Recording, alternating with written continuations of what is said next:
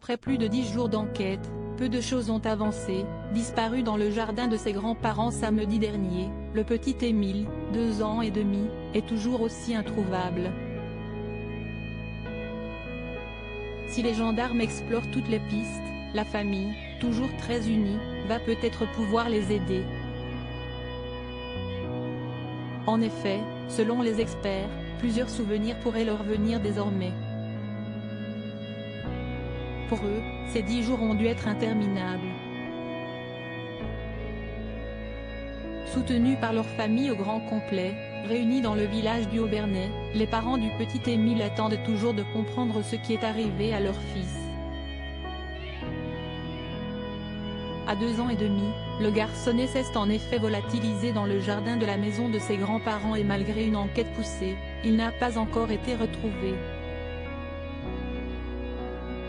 Mais si est-ce peut-être eux, ou d'autres membres du clan, très unis et très pieux, qui vont pouvoir aider les enquêteurs désormais.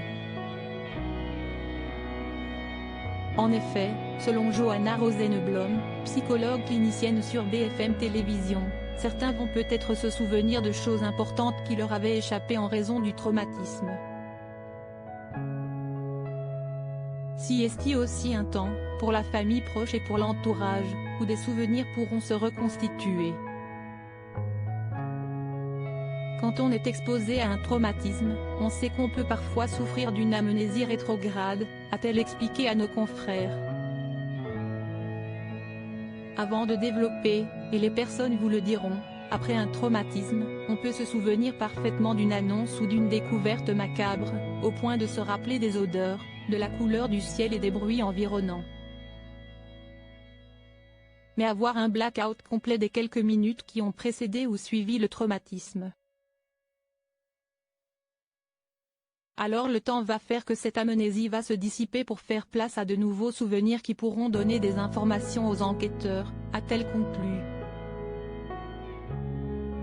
Une famille repliée sur elle-même, une bonne nouvelle pour les gendarmes, dont l'enquête n'a pas beaucoup avancé en 10 jours, après plusieurs dures journées d'une battue minutieuse. Ceux-ci épluchent désormais les bornages des téléphones, les clichés des péages et les milliers de témoignages. Pour, peut-être, trouver ce qui s'est passé pour ce petit garçon. La famille, quant à elle, continue de rester silencieuse et repliée sur elle-même selon BFM Télévision et les reporters locaux.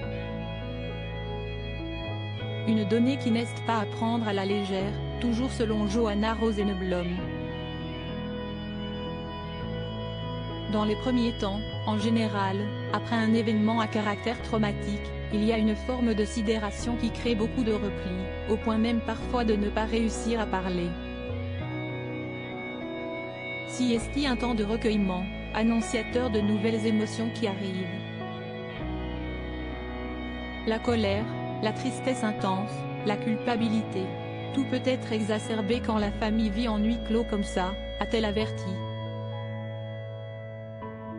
Et on espère, pour eux, que tout cela sera bientôt réglé.